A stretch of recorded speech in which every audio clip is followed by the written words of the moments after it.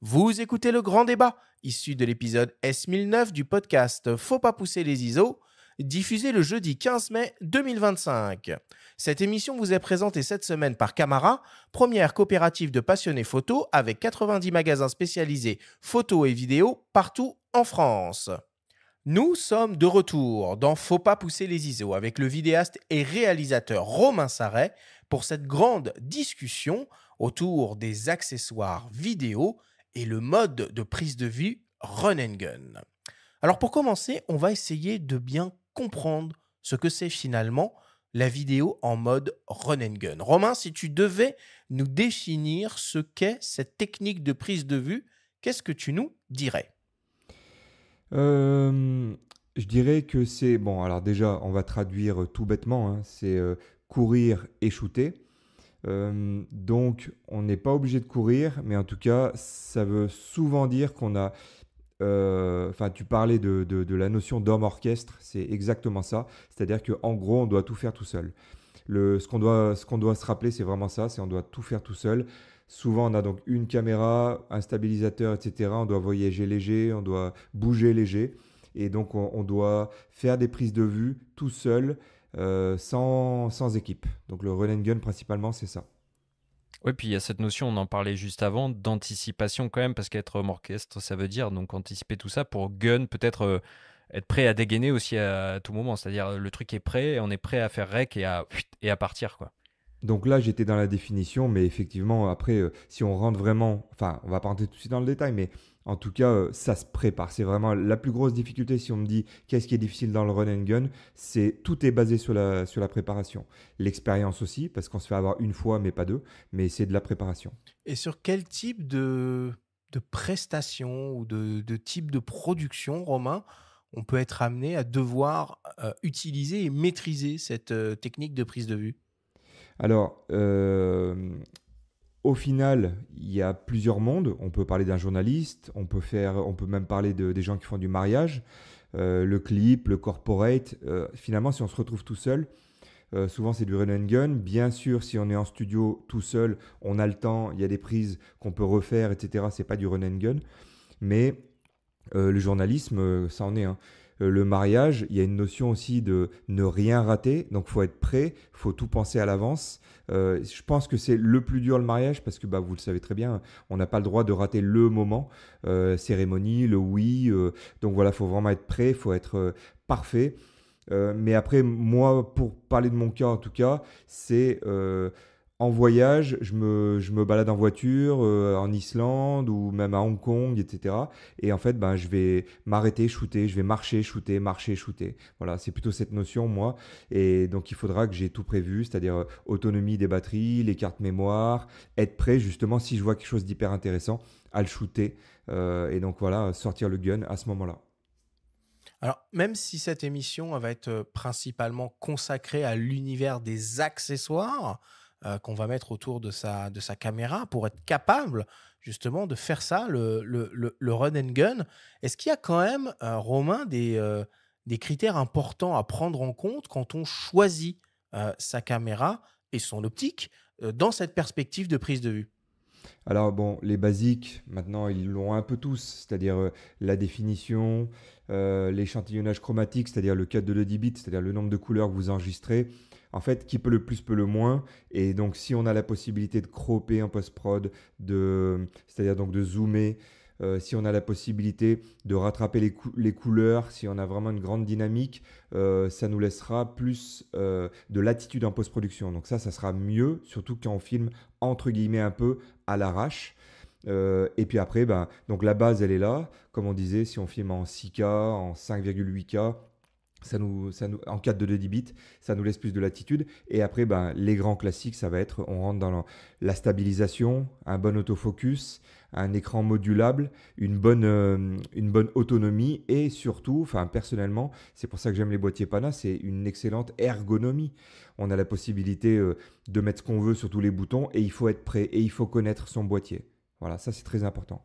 Alors, on n'en a pas parlé en présentation d'émission ou peu vis-à-vis des nouveautés, mais est-ce que tu regardes de près aussi le fait que l'on crop ou pas quand on est en 50p ou quand on est en 100p par exemple, est-ce que ça c'est important ou c'est pas grave? C'est-à-dire que si on fait... C'est toujours une contrainte supplémentaire. Et quand on est vidéaste, on a déjà pas mal de contraintes, contrairement à la photographie, et je fais les deux. Lorsque là, on voit les boîtiers Lumix qui sortent maintenant sans crop, même en 50p, il y avait du 1.1 sur celui d'avant. Maintenant, on se rapproche vraiment du 1. Hein. On a quasiment plus de crop.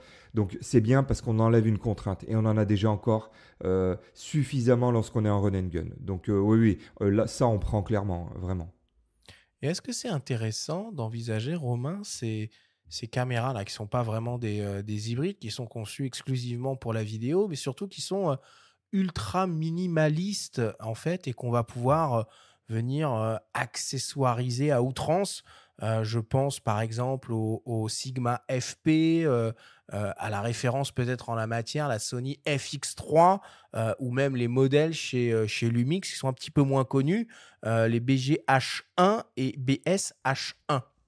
Bah, pour parler de ce que je connais, c'est-à-dire les BH1, les BGH1, BGS, le truc qui me manque, ça va être vraiment... Enfin, pour moi, c'est pas du run and gun s'il n'y a pas d'écran. J'aime avoir le boîtier seul et ne... Enfin, quand je pars en run and gun, je mets rarement un écran. Quand j'ai fait des shoots en Islande, par exemple, j'avais l'Atomos sur le stabilisateur et tout, mais on se rajoute du poids, ça fait mal au dos et tout. Donc c'est ce qui est vraiment appréciable avec les boîtiers Lumix. On a un écran qui se tourne dans tous les sens et surtout, bah, en fait, la caméra seule se suffit. Et c'est ça qui est bien. Tout à l'heure, on parlait de ma première vidéo que j'avais faite. C'était avec le GH4. Tu disais, pourtant, il n'y avait pas de stabilisation, mais l'objet était stabilisé. Le fameux 1235 était stabilisé. Et c'était déjà ce qui m'a permis de tout faire quasiment à main levée. Et c'est ça que j'adore, en fait. Peut-être que l'intérêt de ces boîtiers minimalistes, ça peut être de les mettre sur un drone, par exemple, Alors, pour parler par contre de l'intérêt, moi je ne suis pas concerné, mais je voulais parler de l'intérêt. En gros, ça va être vraiment pour tous les shoots qui sont dans des endroits impossibles. Et en fait, ces caméras-là, elles sont beaucoup utilisées par des réalisateurs dans des films, je te dis une bêtise, mais tu veux faire un plan dans une boîte aux lettres ou des choses comme ça, ou sur une perche très très haut, et ben en fait, tu vas mettre ce genre de boîtier-là. Et... Tu prends une GoPro. Oui, voilà. Ouais, mais bon, tu as une meilleure C'est de la définition, GoPro de un luxe, meilleur là, hein. capteur. Mais voilà, plutôt ça. Moi, pour ce qui est run and gun, j'aime vraiment me dire, ça m'est vraiment arrivé encore récemment. Si je dois vraiment shooter au dernier moment, je prends mon boîtier Lumix avec rien dessus. Juste un objectif stabilisé, le capteur est stabilisé, j'ai mon écran, j'ai tout, je peux shooter un run and gun. Le vrai run and gun, c'est presque ça, c'est de se dire, on me dit maintenant, prends ton boîtier et viens, suis-moi, tu vois. Et en fait, tu es capable de faire ça. Est-ce que finalement, la caméra de run and gun ultime, c'est pas son smartphone? Ouais, mais c'est pas le même rendu. Je suis d'accord avec toi sur le principe, mais c'est pas Et le même boum rendu.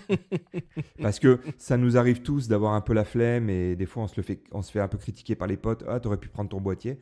Donc tu fais ça avec ton téléphone, avec ton smartphone, mais quand même, quand tu es sur un écran à 27 pouces, etc., puis alors tu commences à coloriser, tout, t'oublies après. Enfin, perso, alors bien sûr, après tu as des possibilités, le ProRes, le ci, le ça, mais on n'est pas dans ces configs-là pour le day-to-day, quoi. Enfin, pour le tous les jours, on va shooter, on va se dire ça suffit.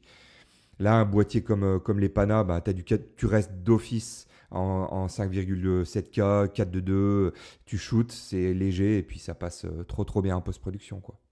En fait, on a les mêmes débats sur le smartphone quand il s'agit de street photo. Mais là, on va considérer que dans ce podcast, on aime bien, et tu l'as cité tout à l'heure, on aime bien l'ergonomie de manière générale. Et c'est un truc un peu important. On va en reparler, mais surtout quand tu accessoirises un petit peu ta config, c'est quand même important d'avoir un truc qui tient bien dans les mains et où tu sais où trouver les boutons, les molettes, etc. Donc ça exclut de facto le smartphone. Bon, avant de rentrer dans ces considérations, mon cher Benjamin, il y a quand même une particularité quand on filme en mode run and gun, bah, c'est qu'on est la plupart du temps amené, et tu me contredis, Romain, si je me trompe, mais à travailler à main levée. On a reçu, il y a quelques semaines, ici, dans ce studio, le réalisateur Nikos Argilet dans une émission qui a été consacrée aux techniques de tournage en reportage vidéo. Il nous avait sensibilisés à l'art nécessaire à cette pratique. On l'écoute. Moi, je cadre à je sais pas, 95% à main levée. Je mets vraiment très rarement la caméra sur un pied. Si je peux donner un conseil En fait, il y en a plusieurs, mais peut-être le premier, c'est d'utiliser un Electronic Viewfinder, un IVF, comme il y en a plus, comme il y en a sur des caméras à d'épaule. En fait, j'ai 3 points de contact avec ma caméra. Je tiens la poignée, j'ai la main sous la caméra et je pointe avec. J'ai mes bras qui sont rapprochés vers moi et j'ai mon œil collé à ce viseur-là. Donc, j'ai la caméra qui fait corps en fait avec le haut de mon corps et donc ma tête, le prolongement de mon regard, c'est ma caméra et mon objectif. Et en fait, c'est tout le haut de mon corps qui bouge, c'est mes hanches qui font des mouvements, c'est moi qui stabilise et qui tient les choses en serrant les bras près de mon corps. Et c'est comme ça que je filme la plupart du temps. En fait, on est à main levée, on est ici et maintenant à hauteur d'homme, en train de raconter l'histoire au milieu des gens.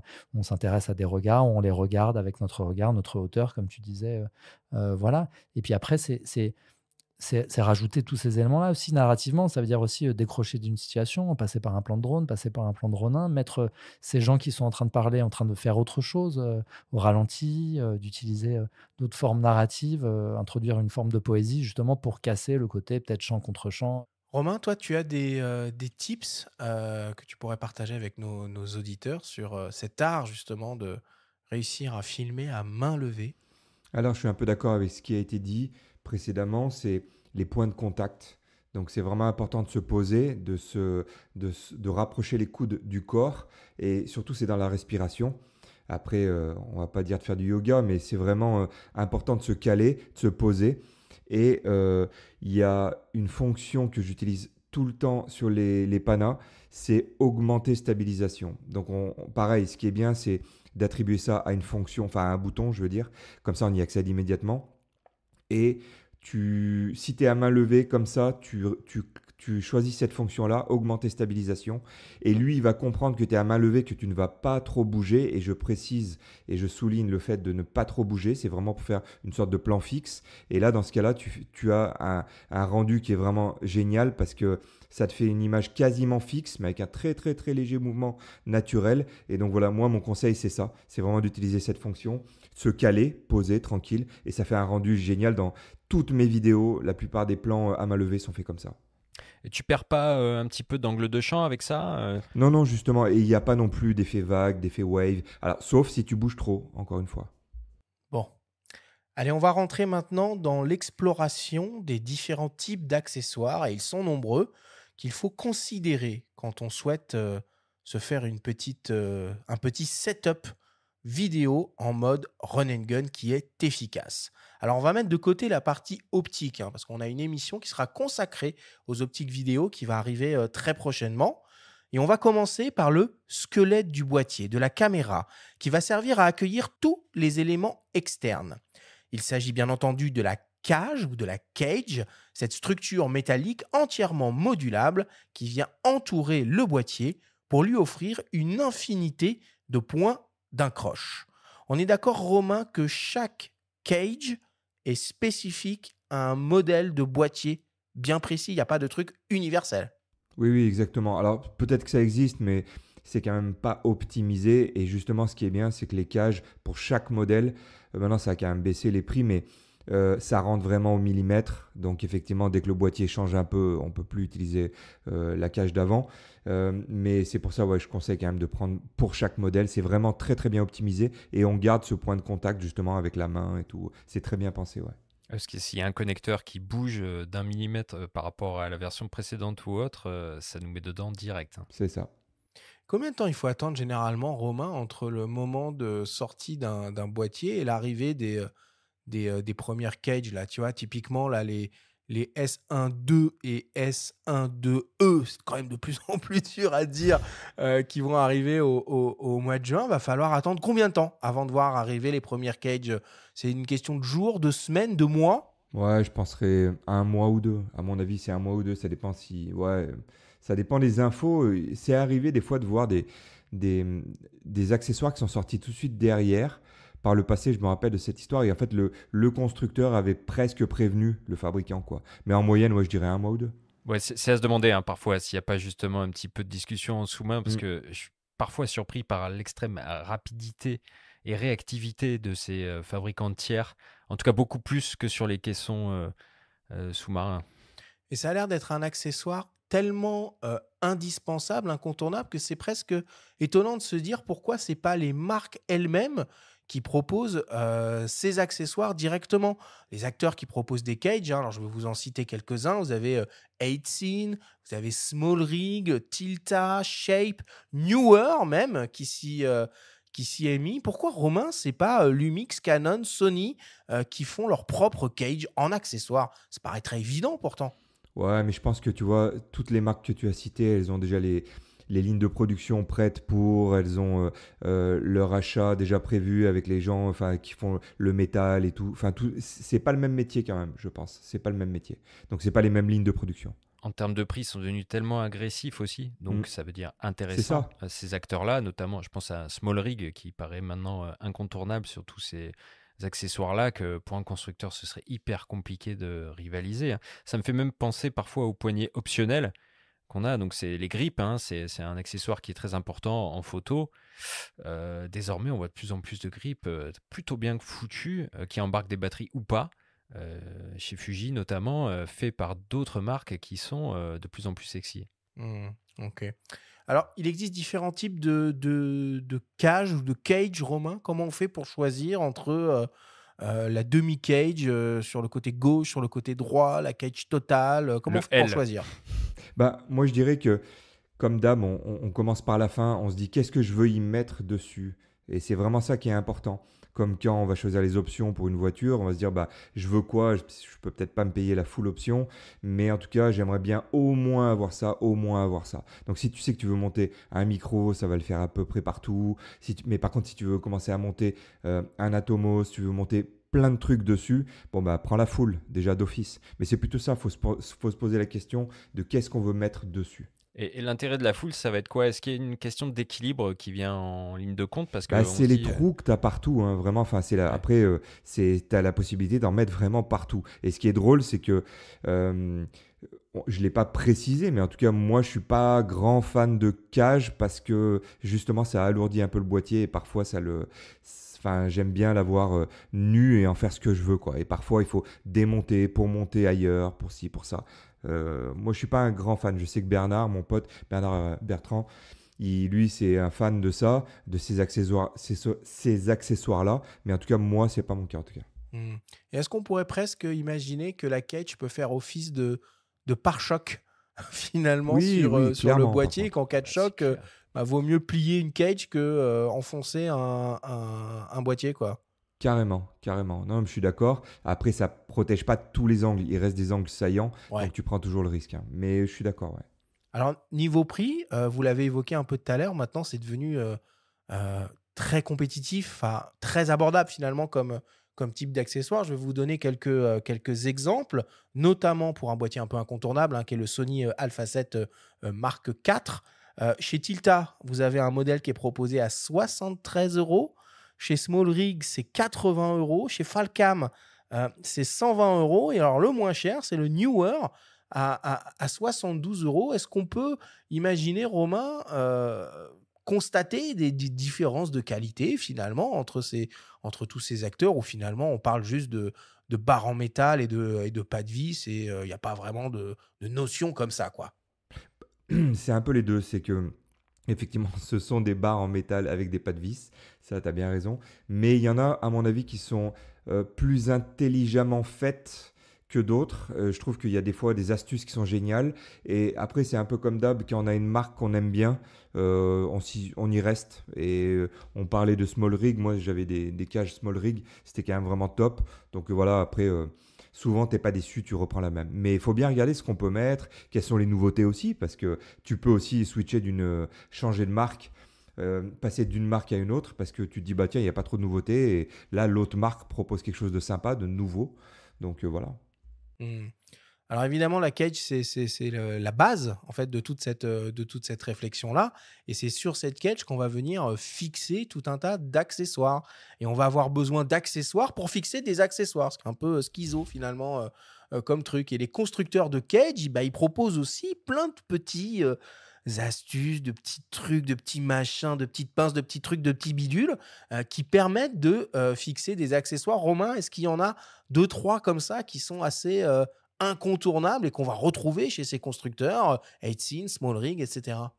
Bah, les incontournables, enfin, dans mon cas, ça va être vraiment la poignée. C'est le seul, c'est vraiment la seule chose, la seule configuration que je vais utiliser en me disant, bah tiens, je vais faire du run and gun où j'ai vraiment besoin de faire du main levée avec une poignée. Donc là, tu mets ta cage, t'as des belles poignées maintenant en bois, etc. que tu peux mettre sur le côté. Et après, l'autre option, c'est vraiment le support SSD. Ça, c'est vraiment cool.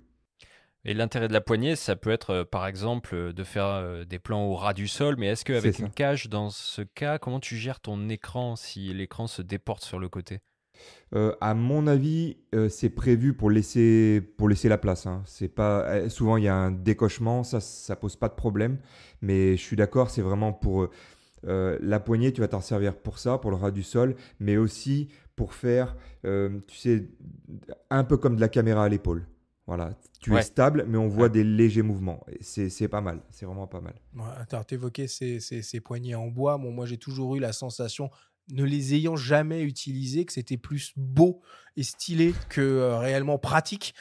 Ces trucs-là, il y a deux types de poignées. Il y a donc ces poignées latérales qu'on peut mettre sur un ou deux côtés du boîtier. Et puis, il y a ce qu'on appelle la top handle, qui est finalement une poignée supérieure. Toi, tu as une préférence entre les poignées latérales et les poignées supérieures? Bah, latéral, parce que la supérieure, c'est vraiment limite pour choper le boîtier par-dessus, le trimballer par-ci, par-là. Et là, on va être moins dans le run and gun. Ça va être justement lorsqu'on a un gros setup, lorsqu'on est vraiment paramétré avec pas mal de choses dessus, et justement plutôt en studio, quoi. Plutôt en mode tournage, studio. On a vraiment pas mal de choses dessus. Et là, bah, on prend la caméra par la poignée du dessus pour la passer, par exemple, d'un trépied à autre chose. Donc moi, je préfère la latérale pour répondre à ta Ouais, question. juste très, très court truc sur cette poignée, mais pour revenir à la série Adolescence dont on parlait tout à l'heure sur Netflix, quand il se passe le boîtier de l'un à l'autre, on voit aussi l'utilité de ce truc-là. Si on fait du run and gun à plusieurs avec un seul C'est ce que appareil, j'allais dire. c'est pas mal. C'est exactement le cas dont j'allais parler. C'était aussi bah, pour se passer la cam d'une personne à l'autre. Bon. Ensuite, il faut réfléchir à la question du stockage. Sur le terrain, les vidéastes, ils doivent choisir entre plusieurs options, plusieurs solutions pour disposer de plusieurs heures d'enregistrement possibles. On vous propose d'écouter le témoignage de Léo Lachaud, à la tête de la boutique spécialisée Photo d'Enfer à Paris, nous en parler.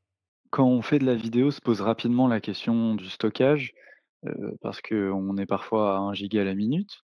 Donc faut faire attention à ce dont on a besoin réellement. Donc on voit plusieurs options, hein, que ça soit, bah, les cartes en interne, les, disques durs, les SSD branchés directement sur les boîtiers depuis quelque temps et sinon les moniteurs externes avec un disque dur SSD branché dessus. Je dirais qu'il y a pas de meilleure solution, ça dépendra de l'usage de chacun. Si on peut se permettre d'avoir le confort d'un moniteur, moi je privilégierais un moniteur avec un disque dur, directement dessus, donc un enregistreur. Mais, c'est vrai que la, solution la plus répandue aujourd'hui, c'est la carte d'enregistrement, donc que ça soit de la CF Express ou de la carte SD.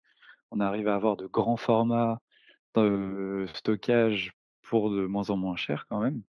Ensuite, il faut faire attention parce que qui dit vidéo dit surchauffe ou en tout cas, haute température, donc faut pas acheter n'importe quoi comme carte. On a déjà eu des cas de cartes qui ont fondu dans des boîtiers à la boutique et ça, bien sûr, ça passe pas sous garantie. Sinon, bah, le SSD est pratique, notamment lorsque, bah, je conseille d'avoir des cages type Small Rig ou Tilta qui permettent parfois d'avoir un SSD directement, maintenu en dessous. Mais c'est vrai que le plus compact et le plus pratique aujourd'hui reste, la carte d'enregistrement, que ce soit SD ou CF Express. Bon, alors, Romain, sur cette question du stockage, je te coupe tout de suite. Tu vas pas me sortir l'argument du qui peut le plus peut le moins, parce que là, pour le coup, le qui peut le plus commence à coûter extrêmement cher. La chose la plus naturelle, c'est évidemment de réussir à trouver une solution avec des cartes mémoire. Mais encore là, il faut bien analyser. Tu m'arrêtes si je me trompe, finalement. euh, Quel type de codec, quel type de débit d'enregistrement on va utiliser, quel type de durée de rush on va avoir besoin pour affiner et ajuster finalement le choix de ces fameuses cartes mémoire. Est-ce qu'on peut aller du simple au quadruple? Alors, moi, je vais te dire vraiment enfin, mon avis là-dessus et comment je fais. Et je n'ai jamais dérogé à ce niveau-là parce que ça fonctionne. En numéro 1, quel est mon choix? C'est la carte SD. Ça, c'est carte SD SanDisk Extreme Pro. Pourquoi? Parce que j'ai jamais eu un seul bug avec tous les tournages que j'ai fait. Jamais, jamais, jamais. Alors que j'avais vu des choses sur d'autres marques. Donc ça m'a toujours fait peur. La deuxième chose, c'est que moi, je fais des enregistrements, des shoots qui sont assez courts. Donc souvent, je me mets en qualité, mais je fais un peu mes calculs par rapport au temps que je vais avoir, etc. Mais je fais des shoots qui sont assez courts. Et surtout, à chaque fin de journée de tournage, je vide mes cartes, je les mets sur ordi et je fais un backup. Donc voilà, en gros, j'essaie d'optimiser. Mais désolé, en tout cas, moi, la carte SD, c'est vraiment ce que je préfère. Le SSD, ça m'arrive de l'utiliser en direct, en tout cas, et ça marche vraiment très très bien. Mais il y a toujours le risque d'une mauvaise connexion. Il y a toujours le risque, tu perds ton côté étanche, etc. Donc, ça marche très bien. Mais pour du run and gun pur et simple, je vous ai dit tout à l'heure, hein, moi, je prends le boîtier, parfois, juste le boîtier avec l'objectif. Donc voilà, pour moi, c'est carte SD. Et tes cartes SD, tu les gères comment? Parce que désormais, sur la plupart des boîtiers, toutes marques confondues, il y a 2 compartiments. Est-ce que tu utilises les deux? Ou alors, quand il y a, mettons, CF Express plus SD, est-ce que tu mets quand même une carte CF Express dans l'autre compartiment pour que, en cas de manque d'espace, ça bascule sur l'autre? Ou alors, est-ce que tu fais un miroir, c'est-à-dire que l'enregistrement va s'effectuer en parallèle et en même temps sur les 2 cartes insérées dans le boîtier? Alors, miroir, je l'ai déjà utilisé. Enfin, donc c'est même un backup, quoi. En gros, Oui, c'est ça. ça va enregistrer sur les deux. Parfois, il faut savoir qu'il y a certaines. Si tu es avec un gros débit, je crois que parfois, ça ne te l'autorise pas d'écrire sur les deux en même temps. Mais en tout cas, au début, quand j'avais peur, quand vraiment c'était un tournage très important, ça m'arrivait de faire ça. Mais au fur et à mesure, pareil, tu n'as aucun bug. Alors, c'est pas bien de se relâcher, mais en tout cas, moi, j'utilise vraiment le simple rec. Mais toujours, s'il y a deux fentes de carte SD, je mets deux cartes SD une carte SD dans chaque fente. Je pars avec le max. Ouais, mais quand on travaille avec des cartes SD, Romain, il y a quand même quelque chose auquel il faut être un peu alerte, c'est finalement les vitesses d'écriture et de lecture. Absolument. Tu évoques les extrêmes Pro chez SanDisk, en UHS-2, la série V90, elle monte à 300 mégabits par seconde en vitesse d'écriture. Or, si je prends l'exemple d'un Lumix, tiens, comme ça, au hasard, le S1R2, on va pouvoir trouver des modes d'enregistrement qui nécessitent un débit de 200 mégabits par seconde, mais ça peut monter jusqu'à 800 mégabits par seconde si, par exemple, on choisit un mode d'enregistrement en 4K 60p 422 10 bits All Intra H265, pardon. Je veux dire, si on veut travailler avec ces formats-là, la SD, on oublie. Oui, et dans ce cas-là, si vraiment, dans ces cas spécifiques, et ça m'est arrivé, c'était avec un Atomos. Et je bossais avec un Atomos qui est enregistré sur le SSD de l'Atomos. Mais il faut se poser la question, tout ça pour se dire, bon ok, je vais enregistrer le max. Moi, tu sais bien que je connais ces boîtiers-là, que je les ai vraiment poncés, utilisés dans tous les sens. Déjà, il y a la théorie et la pratique. Parfois, on me dit, attention, ça ne va pas passer en termes de débit. J'ai mis mes cartes, les SanDisk, je prends les plus rapides. J'ai jamais eu de problème d'enregistrement. C'est-à-dire que, mais j'utilise quasiment tout le temps le long hop plutôt que le all intra. Ouais. Mais parce que j'ai pas vu la différence, c'est tout simplement ça, quoi. Est-ce que finalement, quand on est en mode run and gun, il faut pas privilégier, enfin être raisonnable en fait. C'est-à-dire être raisonnable à la fois en termes d'accessoires et à la fois en termes de poids de fichier. Bien sûr, et en termes de stockage aussi, de se dire, enfin, si tu pars, encore une fois, dans un pays étranger et que tu te dis, tiens, je vais mettre le max et donc ça va me prendre une place énorme et tout, pose-toi vraiment la question de ce que tu vas gagner. Quand déjà, je peux vous le confirmer, quand tu es en 422 10 bits, en long hop sur un boîtier Lumix, moi je n'ai jamais eu de regret d'avoir tourné comme ça en me disant j'aurais dû passer en all intra. La plupart du temps quand même c'est un problème d'ordinateur qui va un peu plus galérer en long hop, mais si tu as un bon ordi il n'y a pas de problème. pour Bon, ma mais part en tout cas. il faut quand même avoir des ordres de grandeur en tête, hein. Je me suis amusé à faire le petit calcul sur la possibilité d'avoir 2 heures de rush devant soi en termes d'autonomie. Alors, c'est peut-être pas souvent le cas pour ce que tu fais, Romain, mais on évoquait le cas de figure du vidéaste de mariage. Bon, avoir 2 heures de rush devant lui, ça paraît pas non plus le bout du monde. S'il utilise un mode d'enregistrement qui a un débit de 200 mégabits par seconde, pour avoir ces 2 heures, il va avoir besoin de 180 gigaoctets d'espace de stockage. À 400 mégabits par seconde, c'est 360 et naturellement, à 800 mégabits par seconde, c'est 720 gigaoctets. Donc, il faut quand même un peu avoir ces données-là en tête. Et puis, il y a la notion du prix, effectivement.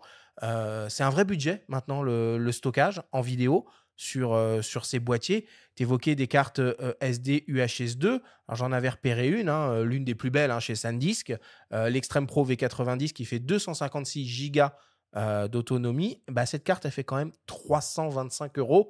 Si on estime qu'il nous en faut 2 pour pouvoir travailler en miroir et avoir un minimum de sécu, c'est vraiment un budget. D'un point de vue purement économique, le choix du SSD connecté en USB-C, bah, c'est ce qu'il y a de moins cher, finalement, non? Mm. Oui, oui, clairement. Et justement, pour ce genre de configuration-là, moi, je prendrais ça. Après, c'est pareil, on en parlait juste avant.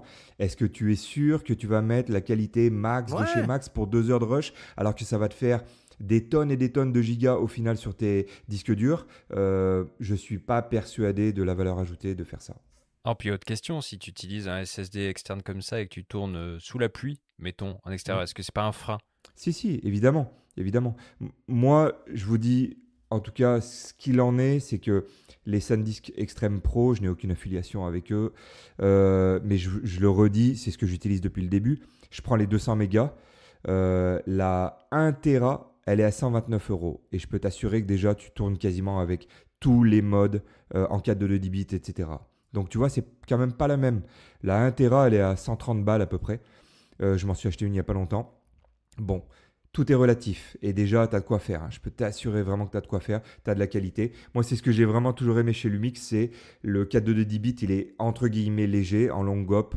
Mon ordi, j'ai pris un bon ordi, voilà, j'arrête pas de le dire, il faut prendre un bon ordi quand tu travailles dans ce métier-là et au moins, tu n'es pas embêté, quoi. Alors, il y a quand même une troisième solution qui existe, qui était très à la mode il y a quelques années, hein, quand on a vu arriver les premiers hybrides full frame un peu spéqués en vidéo. C'était même presque l'accessoire incontournable qu'il fallait acheter.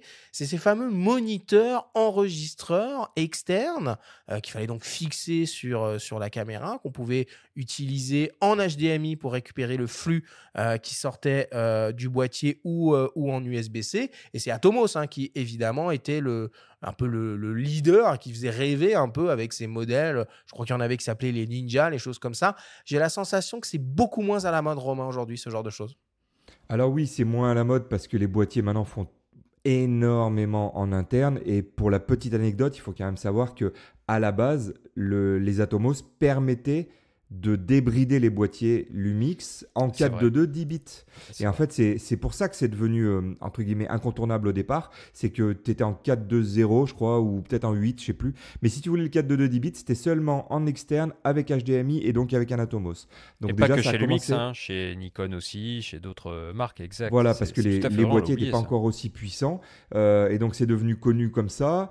Après, ben, il y avait l'aspect aussi, ben, tu vois, typiquement ce dont j'ai parlé en introduction, le false color qu'amène Lumix là maintenant, et ben ça a été amené par Atomos. Et on aimait prendre un Atomos. Pas que, bien sûr, mais on aimait prendre un Atomos pour ça, parce que du coup, c'était un écran externe portable, et en plus, on mettait un SSD derrière, donc qui vous permettait d'enregistrer. Donc, c'était un écran enregistreur, un moniteur enregistreur, et qui vous proposait des options comme le picking, donc les petits points pour le focus.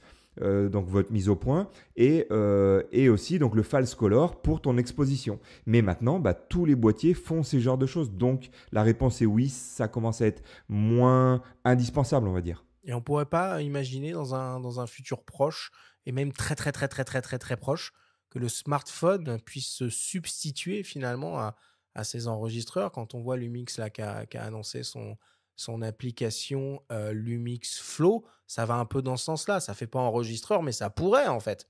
Bah oui, quand on voit que maintenant, en plus, tu as des prises USB-C sur les téléphones, ouais, clairement, si tu as du stockage sur le téléphone et que tu t'en sers comme moniteur externe, oui, oui, pourquoi pas.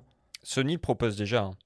Bon, alors maintenant, on va parler alimentation. Puisque vous n'êtes pas sans savoir que la vidéo avec un hybride est une pratique extrêmement énergivore et que donc l'autonomie de sa caméra, de son boîtier, bah, c'est un réel enjeu pour les vidéastes. Romain, quelles sont les solutions en mode run and gun qui nous permettent d'avoir la meilleure autonomie et la meilleure praticité possible? Alors, de mon côté, comme d'hab, j'ai dit tout à l'heure que j'aime bien être préparé et être sur la base du boîtier seul. Donc ça veut dire qu'il faut avoir 2, 3 batteries du boîtier, en tout cas, de côté, chargées. Donc ça déjà, pour moi, c'est vraiment une base très très importante.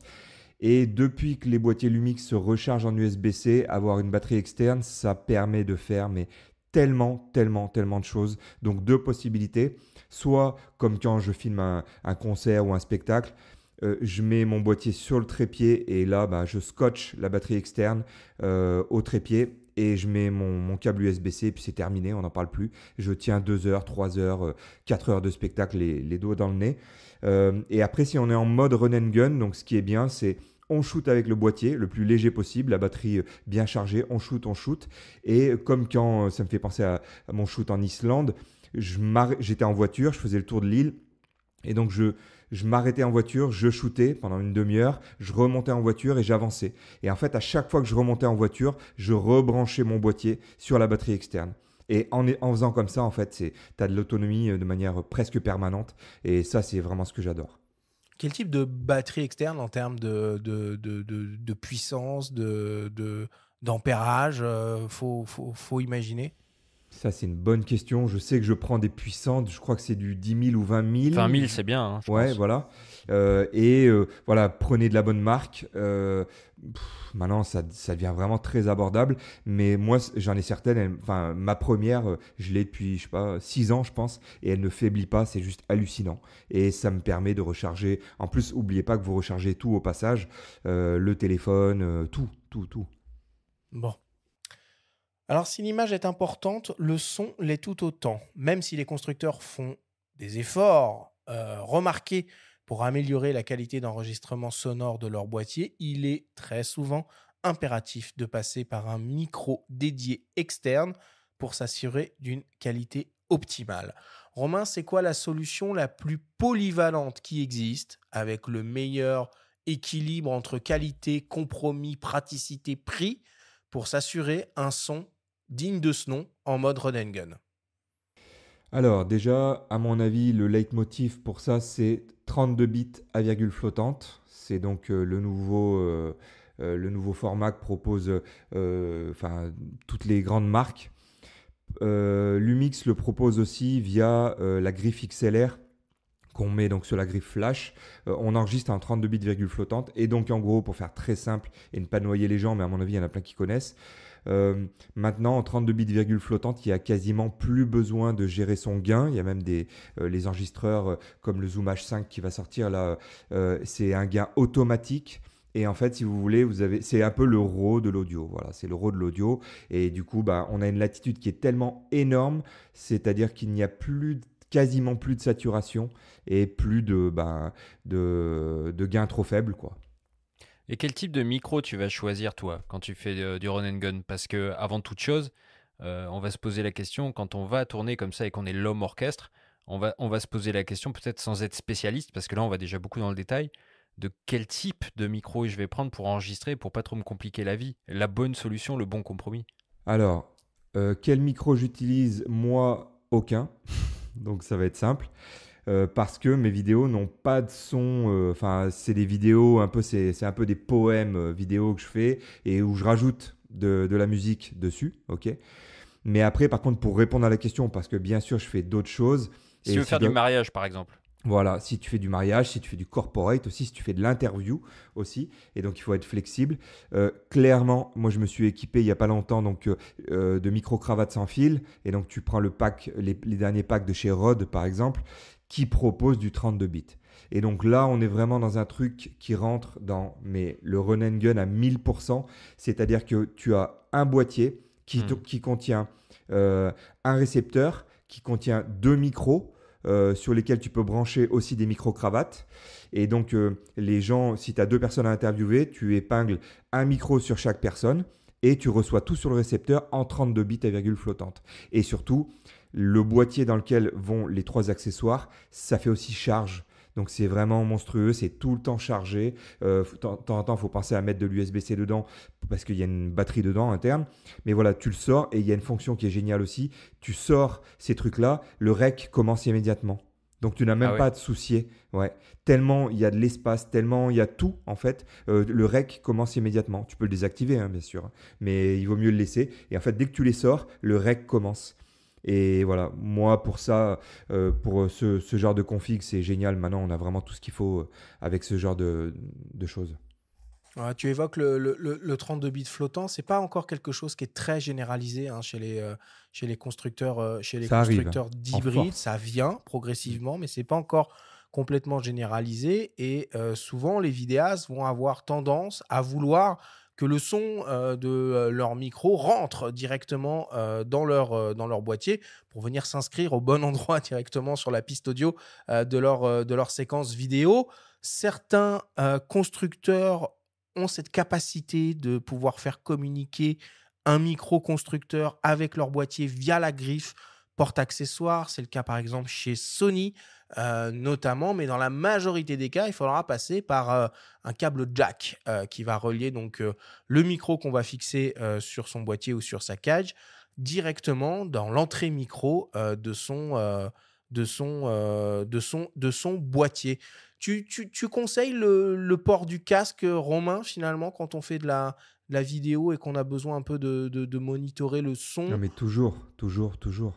Parce que ça revient à filmer à l'aveugle. Donc, prise d'audio, c'est indispensable d'avoir un retour. Au moins faire son check au départ, si on a besoin d'avoir les mains libres, etc. Mais si le son est très important, après, je conseille vraiment de le faire monitorer par quelqu'un d'autre, même quelqu'un qui ne connaît pas grand-chose. On lui dit, tu regardes le vue-mètre. Et comme on disait tout à l'heure, tu restes dans le vert et dans le jaune ça va, mais pas dans le rouge, etc. Après, je précise quand même que ce dont je parlais tout à l'heure, les configurations sans fil, etc., soit ça enregistre directement donc, en 32 bits virgule flottante dans le petit bloc Rode, le petit récepteur, mais je peux aussi le brancher directement sur mon boîtier. Donc là, et tu le mets sur ta griffe, tu le branches avec la petite prise jack, et puis c'est réglé, c'est tout synchronisé, quoi. Bon. On continue et on parle désormais des mouvements caméra. Si la prise de vue à main levée en vidéo est presque un art, les constructeurs développent aussi des outils de stabilisation numérique, la plupart du temps de plus en plus efficaces, pour permettre aux cadreurs de faire des mouvements tout en gardant de la stabilité et de la fluidité dans leurs mouvements. Romain, qu'est-ce qu'il est raisonnable de pouvoir espérer faire en termes de mouvement caméra en n'utilisant que les options de stabilisation numérique intégrées dans le boîtier? Alors, je suis peut-être trop old school là-dessus, mais je reste sur du prise de vue main levée basique, plan fixe. Je vais vraiment faire du plan fixe. Après, pour moi, un boîtier ne sera jamais à la hauteur parce que c'est physique d'un gimbal, donc d'un stabilisateur qui a 3 moteurs sur 3 axes. C'est physique, hein. Donc, pour tout ce qui est mouvement complexe, je pense qu'il faut impérativement passer par le stabilisateur. Après, maintenant, quand on fait la dual stab chez Pana, le rendu est monstrueux. Mais j'ai vraiment gardé l'habitude, lorsque je veux faire des gros mouvements, vous pouvez voir dans mes vidéos, je fais souvent une sorte de copie du slider, c'est-à-dire que je vais vraiment faire un mouvement soit de gauche à droite, soit de bas en haut, et on sort, par exemple, il y a un rocher au premier plan, et ensuite on découvre la mer derrière. Là, je vais vraiment faire des gros mouvements sur 1 mètre. Pour moi, je le fais au stabilisateur pour pas être embêté, pour être sûr de mon shoot. C'est vrai que la dual stab, c'est un truc qui est assez fou. Je me souviens sur le GH5 à quel point ça marche bien. Il y a Canon qui le fait aussi hein, depuis et c'est tout aussi redoutable. Et est-ce que on peut dire que même dans le mode run and gun, les gimbals restent tout à fait utilisables et à conseiller? Il y en a qui sont pas si lourdes que ça chez DJI ou chez Zhiyun notamment. Ouais, ça a baissé, enfin, le prix a baissé, le poids, et puis surtout, enfin, je trouve que la facilité. Moi, ce que je reprochais au stabilisateur, au gimbal, c'était vraiment alors l'équilibrage déjà, mais quand on a l'habitude, ça Ah va. ouais, la phase de calibrage, waouh. Ouais, alors il y a l'équilibrage, donc d'abord physique, d'accord? Il faut que ton boîtier soit comme ça, il tienne sur la face gauche, droite, Ouais. etc. Après, il y a l'équilibrage effectivement électronique, mais vraiment là-dessus, ils ont progressé, mais incroyable. Et l'équilibrage, bon, bah, enfin, la calibration automatique, elle se fait en 2 secondes. L'équilibrage, c'est mieux, mais je ne comprends toujours pas. Alors peut-être sur les tout derniers modèles, j'ai toujours pas compris pourquoi ils nous mettaient pas des molettes dans tous les sens. Parce que quand tu dois régler le bras de ton gimbal à un endroit, à un autre et tout, il faut que ça soit des fois au millimètre. Et donc, si tu le fais à la main, tu desserres la vis, tu avances un peu ton bras et du coup, tu avances d'1 centimètre. Après, tu reviens de 0,5, etc. Alors que sous le boîtier, le réglage est fait avec une molette. Et moi, c'est ce que je veux depuis le début. Mais j'ai déjà le RS 3 Pro, je pense, ou RS2 Pro, je me souviens plus. Déjà, ils avaient mis des molettes un peu partout et j'avais dit merci, mais il n'y en a encore pas partout. Mais voilà, pour moi, ça reste indispensable quand même, le stabilisateur. Est-ce qu'il faut faire attention à quelque chose en particulier quand on se lance dans l'achat d'un stabilisateur? Il y a évidemment la notion de charge. Si on reprend la logique du qui peut le plus, peut le moins, bon, bah, on part sur le modèle le plus costaud, mais le modèle le plus costaud, c'est le plus imposant et c'est le plus lourd. Donc, qu'est-ce que tu conseilles? Moi, je conseille vraiment un peu comme tu disais, faut pas exagérer non plus. Et si on sait qu'on a une cam qui est légère, on a un setup, on se dit bon bah je vais prendre un stabilisateur qui prend ça, pas besoin de prendre celui d'au-dessus parce que des fois le prix c'est vraiment le double et comme tu disais aussi, ça va faire un poids supplémentaire. Donc et juste avant que j'oublie, il y a quelque chose que je conseille vraiment pour les gimbals, donc les stabilisateurs. Là, dans ce cas-là, c'est le rajout des poignées. Donc vous voyez, un stabilisateur, ça fait comme un poireau, quoi. C'est vraiment comme une tige. On la prend comme ça. Zhiyun avait fait un système avec un poignet déporté, etc. Mais on peut rajouter donc une poignée de chaque côté. Là, ça change tout. Pour moi, ça change tout. Ça fait 10 fois moins mal au dos. On a des gestes qui sont plus naturels. Là, pour moi, ça vaut le coup. Donc, pour répondre à ta question, au final, il vaut mieux acheter un stabilisateur. Tu prends le premier qui va avec ton setup, avec ta config, en termes de poids, qui le prend. Et tu te payes la double poignée à côté, quoi. Et est-ce qu'on peut pas envisager dans cette configuration run and gun et parmi les accessoires de prendre un drone pour certains plans, qui serait lui aussi un accessoire de run and gun? Finalement, on parle de stabilisation, on dégaine son drone, on veut suivre un personnage, je sais pas moi, sur une petite action, faire des travelling, etc. Ou faire un plan séquence, on en parlait tout à l'heure.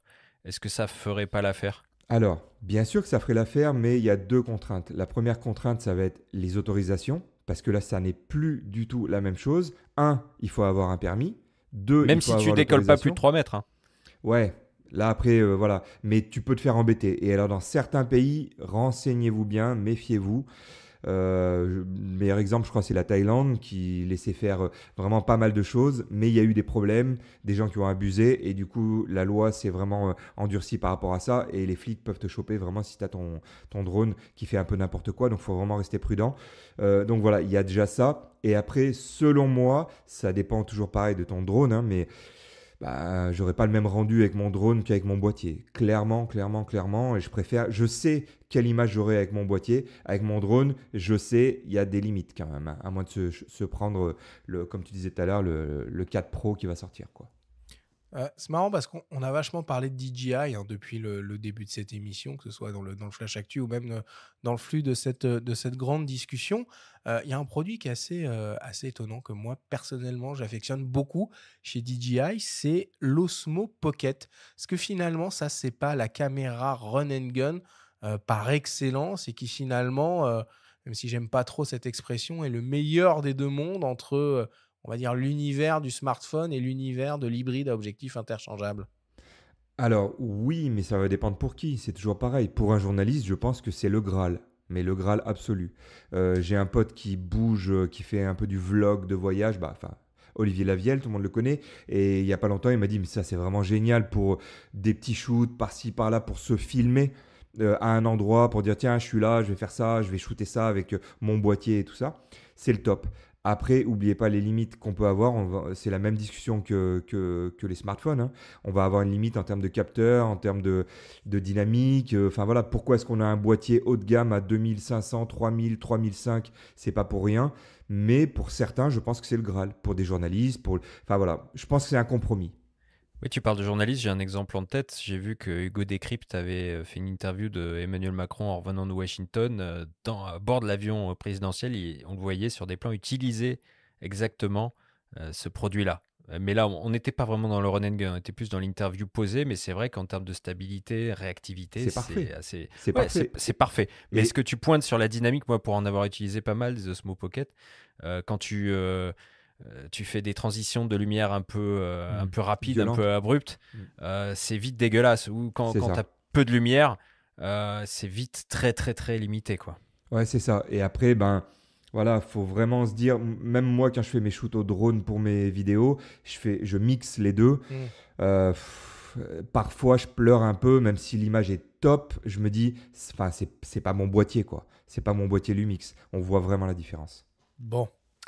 Allez, pour terminer, dans certaines conditions, il peut être aussi nécessaire de disposer d'une petite source de lumière supplémentaire pour éclairer son sujet. En restant dans la philosophie nomade, on pense naturellement aux petites minettes LED RGB qui fonctionnent sur batterie. C'est la meilleure solution, Romain, ce genre de produit? Alors, pour mes vidéos, je l'utilise pas parce que c'est moi qui vais chercher la lumière. Donc je ne light pas, je fais du paysage, de la ville, etc. Ma vidéo de New York, c'est un bon exemple.